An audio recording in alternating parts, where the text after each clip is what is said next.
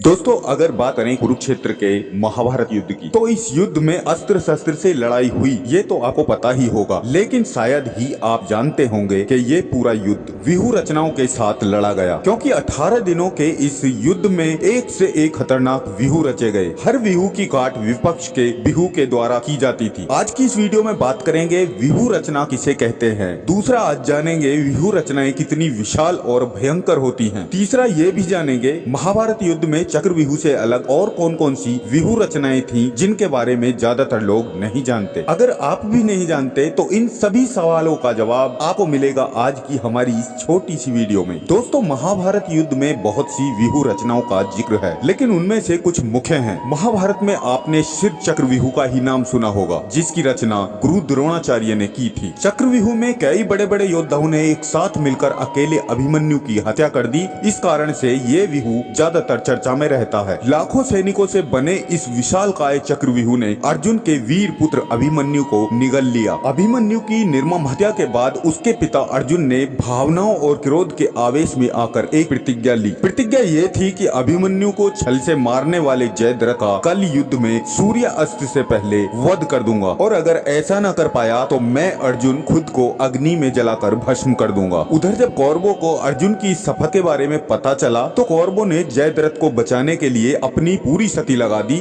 जिससे अर्जुन अपनी प्रतिज्ञा को पूरा न कर सके, और कौरवों का सबसे बड़ा प्रतिद्वंदी अर्जुन अपनी प्रतिज्ञा अनुसार हार मानकर खुद को अग्नि के हवाले कर दे। उधर जयद्रथ अपनी मौत से घबराने लगा। जयद्रथ को बचाने के लिए कौरवों के गुरु द्रोणाचार्य ने चक्र सकट व्यूह की रचना कर दी। ये व्यूह इतना विशाल था कि इसके सामने अर्जुन जयद्रथ वध करने के लिए कमजोर पड़ रहा था, मगर श्री कृष्ण की चतुराई और बुद्धिमत्ता के चलते युद्ध भूमि में लोगों को सूर्य अस्त का आभास हुआ। उधर अपनी मौत से डरा हुआ जयद्रथ बहुत खुश हुआ और हंसता हुआ खुद इस व्यूह से बाहर आ गया और अर्जुन के हाथों मारा गया। दोस्तों, इसी तरह महाभारत युद्ध में लड़ने के लिए पक्ष और विपक्ष अपने हिसाब से व्यूह रचना करते थे। अब क्वेश्चन ये है, व्यूह रचना का मतलब क्या है। आप स्क्रीन पर देख सकते हो, युद्ध में सैनिकों को विपक्ष की सेना के सामने इस तरह लाइन में पंक्तिबद्ध क्रम में खड़ा किया जाता था कि आसमान से देखने पर किसी चीज की आकृति सी प्रतीत होती नजर आती थी। उसी को व्यूह रचना कहते हैं। जैसे इंद्र के वज्र की आकृति बनती है तो उसे वज्र व्यूह कहते हैं। वज्र व्यूह की रचना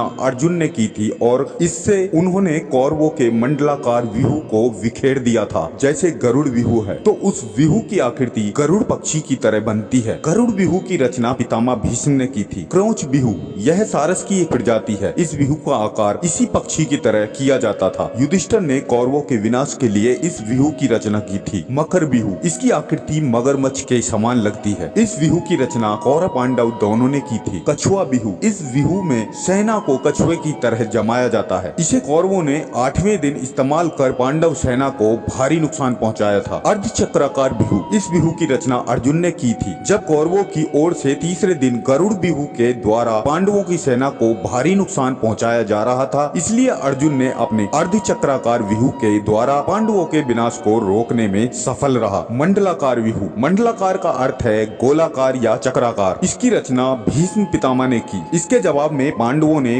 वज्र व्यूह की रचना कर इसे भेद दिया था। दोस्तों, उम्मीद करता हूँ आप कमेंट में बताओगे आपको व्यूह रचना का मतलब ठीक से समझ आया होगा। मिलते हैं नेक्स्ट वीडियो में। Thanks for watching. जय श्री कृष्णा।